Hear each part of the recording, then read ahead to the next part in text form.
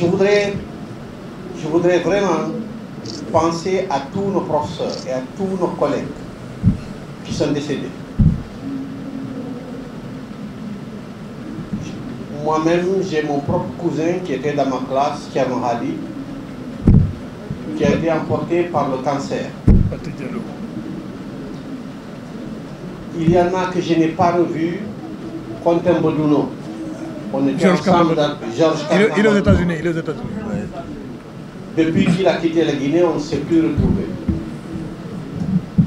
Et puis, naturellement, Madiane. J'étais très proche d'elle, on était sur le même banc. On a perdu énormément et il y a beaucoup de professeurs.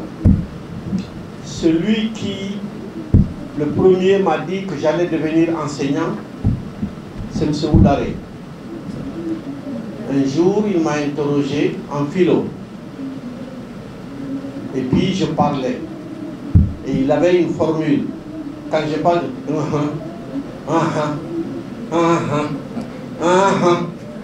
Toi là, tu deviendras enseignant. Alors qu'à l'époque, tu étais journaliste. Et je voulais pourtant devenir journaliste. Ouais. Ma première note en français avec M. Mamadou Camara, en français, il m'a donné, je crois, 2.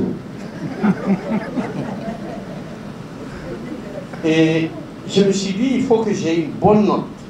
Parce que M. Mamadou Camara était très rigoureux.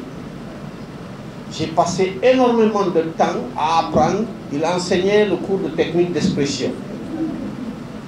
Avec, pour des gens qui avaient fait langue nationale, ce n'était pas évident. J'ai fourni beaucoup d'efforts. Deuxième note, je crois, j'ai eu 5,50. Après, j'ai eu 6,50. Je suis monté jusqu'à obtenir une note à laquelle je ne m'attendais pas. En fin d'année, je suis venu voir M. Mamadou Camara. Je lui ai dit, monsieur, il m'a dit oui. Bah non, qu'est-ce qu'il y a? J'ai dit, monsieur, j'ai eu beaucoup de bonnes notes, mais j'ai une mauvaise note avec vous. 2. Est-ce que vous pouvez la lever?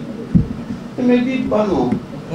Si j'enlève cette note, personne ne se souviendra qu'avant que tu ne deviennes bon, tu n'étais pas bon. Et le 2 est resté dans mon livret universitaire. Jusqu'à présent, je peux vous montrer mon livret, c'est resté. C'est M. Oularé. C'est à cause de M. Oularé que j'ai voulu faire philosophie. C'est à cause de M. Sadibou que je suis devenu sociologue. J'étais partagé entre être philosophe ou être sociologue. Ce que je regrette le plus, c'est d'avoir fait comme Histo, d'avoir fui les cours d'anglais. Parce que je suis certain que si j'avais suivi les cours d'anglais, je ne serais même pas en Guinée. J'aurais atteint des sommets. C'est-à-dire que j'ai été performant partout et je suis resté nul en anglais. Et aujourd'hui, je passe mon temps à chauffer mes enfants pour qu'ils deviennent bons en anglais. Je vais vous dire, soyez bons en anglais. Quel que soit votre niveau en français, dans le monde dans lequel nous vivons, si vous n'êtes pas bon en anglais, c'est comme si vous êtes un analphabète. Enfin, messieurs nos professeurs, je vous remercie.